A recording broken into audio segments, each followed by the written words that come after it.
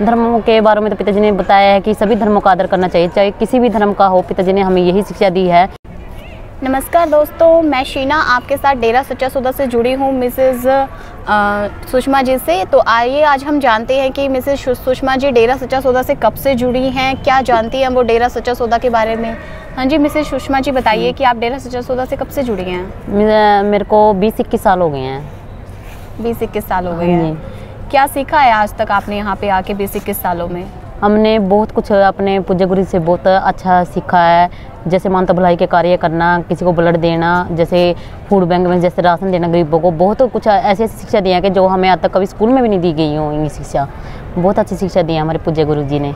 कैसा लगता है आपको यहाँ पे आना, साथ संगत के साथ साथ संगत कैसा बिहेव करती है आप? यहाँ आके तो ऐसा लगता है कि कभी परिवार की याद ही नहीं आती है। कभी जब एक बार यहाँ आ जाते हैं ना तो अपने परिवार की याद ही नहीं आती है। ये लगता है कि यही अपना आसपास जैसे ये साथ संगत जो भी अपना परिवार ही है एक किस्म का। मान लो कोई तो कहता है खून का रिश्ता, मगर ये तो खून से भी बढ़ के इंसानियत का रिश्ता। बहुत अच्छा लगता है यहाँ आके। धर्मों के बारे में संत डॉक्टर गुरमीत राम रहीम सिंह जी साहब का क्या कहना है? धर्मों के बारे में तो पिताजी ने बताया है कि सभी धर्मों का आदर करना चाहिए, चाहे किसी भी धर्म का हो। पिताजी ने हमें यही शिक्षा दी है। मान लो हमने अपने डेरा सच्चा सौदा से नाम ले लिया है, मान ले अपना यहाँ पर धर्म, चाहे हिंदू धर्म हो चाहे कोई सा भी धर्म हो, पिताजी ने हमें सिर्फ यही सिखाया कि सब धर्मों का आदर करना चाहिए, ना कि निरादर करना चाहिए। हमें यही अच्छी शिक्षा दी है हमारे पूज्य गुरु जी ने। समाज सुधारक उन्हें बोला जाता है, तो इसके बारे में आप क्या कहना चाहोगे? समाज सुधारक तो इसलिए बोला जाए, जैसे पिताजी ने बहुत मानवता भलाई कार्य किए हैं, क्योंकि जो भी जैसे अपने डेरे में इतने अच्छे कार्य करते हैं। जैसे मान ले किसी को भी किसी भी चीज़ की जरूरत होती है तो हमारे डेरे से बहुत सहयोग दिया जाता है। जैसे पिताजी ने बहुत मानवता भलाई कार्य किए हैं, तो ऐसे कार्य पिताजी शुरू से ही करते आ रहे हैं और संगत को भी संदेश यही देते हैं कि सभी ने मिलकर मानवता भलाई के कार्य करने हैं।